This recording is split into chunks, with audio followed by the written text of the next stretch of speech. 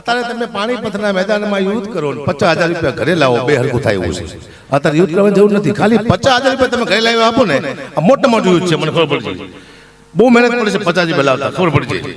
કારણ કે અનુભવ પડે છે. આપણા આખો દિવસ એક પુરુષ કામ કરે છે, પોતાની પત્નીને ખબર નથી કે મારા પતિમાંથી કેટલું દયાળુ છે, કોઈને ગાળી દીધી છે, કોઈને માર્યું છે, કોઈને પાસે પૈસા માંગતો છે, પત્નીને ખબર નથી. જેવો બિચારો કામેથી પતિ આવે છે, ટિફિન મૂકે એવી પત્ની રાયડું પાડે છે, હે ગેસના બાટલા વહી ગયા છે, છોકરાની ફી ભરવાની છે, હાડીઓ લાવવાની છે, મમ્માના ઘરે જવાનું છે. પતિનો મગજ કામ ન કરતો. હું તો બધી પત્નીને કહું છું કે પતિ ઘરે આવે સીધી રાયડું નહીં પાડવાની. આવે તો શું કરવાનું, કહેવાનું કે પધારો, બેસો, પાણી આપવાનું, પછી પૂછવાનું તમને કોઈએ માર્યા જ નથી ને? કે ના, તો ખાંડ લાવવાની છે મારા કલેજા. બહુ રાઈ થાય છે, બહુ રાઈ થાય છે. આટલું શીખી જાય ને વાર્તા પૂરી. બહુ સમય ખરાબ આવી ગયો છે, તમને મારા મજા આવશે. હું કે મજાનો માણસ છું. એ તો કદાચ મને કોઈ મારા નફરત કરતું હોય ને આગેથી, મને મળ્યો ન હોય, પણ જો મારી પાસે અડધો કલાક બેહે તો અફસોસ તો થાય જ કે આપણે ખોટામાં નફરત કરીશ. અફસોસ તો અડધો કલાક બેહી જાય થાય કે ભાઈ આ આગેત લાગે છે આતંકવાદી, જો પણ છે નહીં બિચારો, હારો છે. આગેથી જ ખરાબ લાગુ છું, નજીકથી બહુ હારો છું. હું સાંભળવા જેવો માણસ છું, જોવા જેવો નથી, એ મને ખબર છે. તમે મને સાંભળી રાજી થઈ શકો, મને જોઈને તમે ખુશ ન થાવ કેવો મસ્ત લાગે હકાબા, નહીં. મારો ચહેરો મને ખુદ નથી ગમતો તો તમને ન જ ગમતો હોય ને. હાલે છે, હાલે છે બસ મારું, એટલી ખબર પડે માતાની કૃપાથી, બાકી કશું છે ને. જય સીતારામ. મને ખબર પડી જાય. મારા દીકરાને પણ હારે લાવ્યો છું. અરે વેકેશન પડ્યું છે, હવે વેકેશન પૂરું થાય છે એટલે પાછું ભણવા જવાનું છે. પણ મેં કીધું હાલ તને હું દુનિયા દેખાડું, દુનિયા કેટલા હારા છે, કેટલા બૂચ મારું છે, બધું તને બેટા દેખાડ દઉં. ખબર ન હોય બિચારાને, દેખાડવું પડે.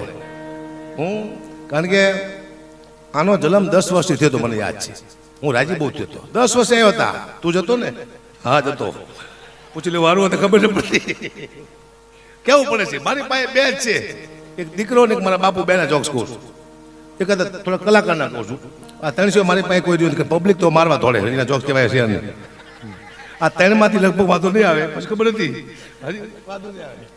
જો એટલે હું સાહિત્યની હાસ્યની વાતો કરીશ. કારણ કે વીર પુરુષની પાછળ આ પ્રોગ્રામ હોય ત્યારે વસરાજનો, તો દેવતભાઈ જેટલું બોલીએ કે વીરસમાં તેટલું મને ન ભાવે. હું ખાલી હાસ્ય કરું છું. કારણ કે બધા વીરસને બધા ગાવા મળશે તો વાય થાય છે શું? આ મારો બાપ છે, આ મારો દીકરો છે, આ મારો ભાઈ છે, આ મારા મામા છે, આ મારી બેન છે, આ મારા કાકા છે. કોઈ કાકા છે જ નહીં, બધા પાકા છે આ દુનિયામાં. મારા દીકરા કંઈક ભત્રીજાના પૂછ કાકા એ બધા દાખલા છે. આ દુનિયામાં આપણું કોઈ છે જ નહીં. આપણા મગજમાં તો કાઢી નાખો, હું તમને દાખલો આપું, સીધો ન બોલતો. એક નાનો એવો કોરોના આવ્યો, મેં જોયું હતું કે સંબંધ કેટલી વારમાં તૂટી જાય છે. નાનો એવો કોરોના આવ્યો તો બાપે ના પાડી દીકરાને કે તું સુરત ત્યાં ન આવતો અમે મળી જઈશું. બેને પોતાના ભાઈને ના પાડી દીધી, તું અહીંયા ન આવતો અમદાવાદ. બાપ મળી ગયો, દીકરા દીધા દેવાનો ગયા. માં મળી ગઈ, દીકરી કાંઈ ન હોય. આટલી વારમાં સંબંધ તૂટી જાય. વિચાર કરો, નાનો એવો મોતનો ભય આવ્યો, ફટાફટ સંબંધ તૂટવા માંડ્યો. આ સમય એવો હોય ખરાબ, તમારો તમારી પાસે ઉભો રહે તમારો મિત્ર. ખરાબ સમયમાં તમારી પાસે ઉભો રહે તમારો ભાઈ, તમારો બાપ, તમારી બેન, એ જ તમારું બધું છે. ખરા સમય આવે ત્યારે. સમય હારો ને ખરાબ મેં જોયો છે, તમને દાખલો આપું. હારો સમય કોને કહેવાય, ખરાબ કોને કહેવાય? 30 વર્ષ પહેલા 27-28 વર્ષ થયા લગ્ન થયા મારા. એટલા વર્ષ પહેલા હું ઘંટી આંકતો હતો, મારી નોકરી તૂટી ગઈ. હું તો રોડમાંથી હતો અને મેં બે મારા નીકળ્યા. 60 લેવાઈ ગયા, 2 રૂપિયા ડેરીમાં. 2 રૂપિયાની ચાય આપો ને જસોનગરમાં. બીજું કાલે પૈસા આપી દઈશ. ના પડી મને, નહીં 2 રૂપિયાની 60 નહીં, બાકી નહીં આપી. બીજું વિશ્વાસ રાખો, હું કાલે આપી દઈશ, હું રોજ આવું છું. નહીં 60 બાકી નહીં આપી. 2 રૂપિયાની 60 ના પડી. આ કપાત એ જ કપાસ, ખાલી સમય પલટી માર્યો. 26-27 વર્ષ થયા પાછા. મારું જૂનું મકાન છે. અમે 2 માણસ ગયા, ગાડી વચમાં ઉભી રાખી. મેં તો આ ડેરી આપણે દૂધ લઈ લે. એ જ ડેરી હતી, એ જ ભાઈ ઉભો હતો. 200 રૂપિયા આપ્યા. મેં દૂધ આપો ને 200 રૂપિયાનું. અરે આખું પાછું લેવા શરમાવો, તમારા પૈસા લેવાય? મેં તો હરામ ખોર, તને 25 વર્ષ પહેલા શરમ આવી જ નહીં, આજે શરમ આવી તને? આને કહેવાય સમય. સમય ખરાબ આવે તો તમને કોઈ સાયન્સ ન આપે, સમય સારો આવે તો લોકો દૂધના પૈસા લેતા. હું તો આ આટલી વાર સમય પડી થઈ જાય છે. આ મેં ભોગવેલું કહું છું. સીધો ટેજ મત થયો, અગ્નિમાંથી આગમાંથી આવ્યો છું. ભયાનક તકલીફો જોઈ છે. કલાકાર આયા બેઠા ને 27 વર્ષ થયા, કોઈને 10 વર્ષ, કોઈને 15 વર્ષ. ને એક ઝટકામાં અમને ત્યારે કોઈ પાડવાની કોશિશ કરે નીચે, તારે બહુ દુઃખ થાય. અહીંયા પહોંચ્યા છીએ, એક ઘડીમાં તમે અમને પાડી દઈશો. કોઈક તો અલગ હોવું જોઈએ તે. એટલે થોડી વાર માટે એક નાની એવી કવિતાથી શરૂઆત કરું. કારણ કે આર્ય સમાજ બેઠો છે, કૃષ્ણ પરમાત્માથી શરૂઆત કરું. મહાભારતના યુદ્ધના મેદાનમાં કૃષ્ણ પરમાત્મા અર્જુનને શીખડાવે છે કે જીવન શું છે. આ બધાને લાગુ પડતી આ કવિતા છે, હરેક વ્યક્તિને. કારણ કે મામા ડાયરો બેઠો એટલે મને મજા આવશે. દ્વારકાધીશને યાદ કરો છો મારે.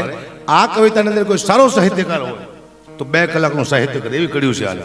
પણ તમને સમજાવવાની જરૂર નથી, સમજી જશે એવી કડ્યું છે. દાન અલગારીને લખેલી છે કે મહાભારતના યુદ્ધનું મેદાન કૃષ્ણ પરમાત્મા દ્વારકાધીશ અર્જુનને કહે છે, શું કહે છે કે ગોવિંદ ગીતાજી સંભળાવે અર્જુન સાંભળો.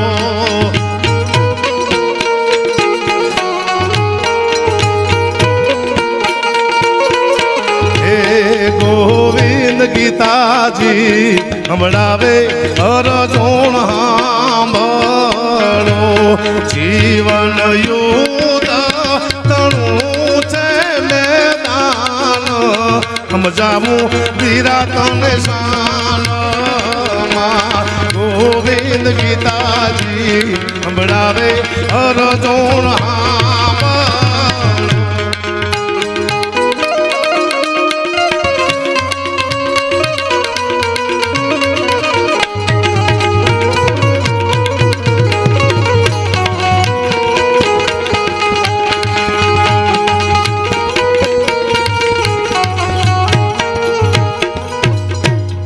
ગોવિંદ ગીતાજી સંભળાવે અર્જુન સાંભળો, આ જીવન યુદ્ધ તણું છે મેદાન. વાત નથી દેવાય છે આગળ. કૃષ્ણ ભગવાન કહે છે, હું તમને કહું છું, હું કહેતો બધું. શું કીધું આગળ કે આયા લડાયો ચાલે છે કામ ને ક્રોધ રે.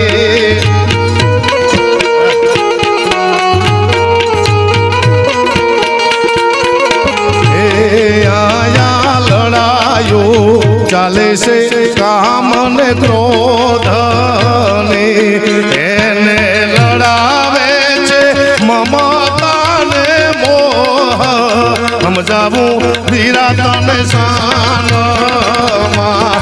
ગોવિંદ ગીતાજી સંભળાવે અર્જુન સાંભળો.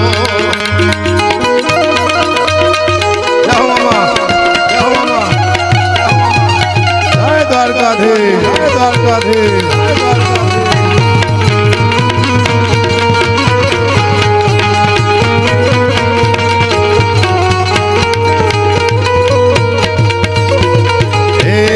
આયા કોઈ મરતો નથી કે નથી કોઈ મારતો.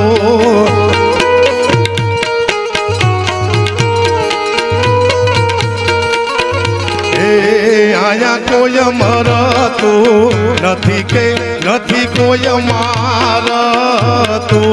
સવનો કોળીઓ કરે છે ઓયલો કાળ, સમજાવું વિરાટને શાનમાં. ગોવિંદ ગીતાજી સંભળાવે અર્જુન.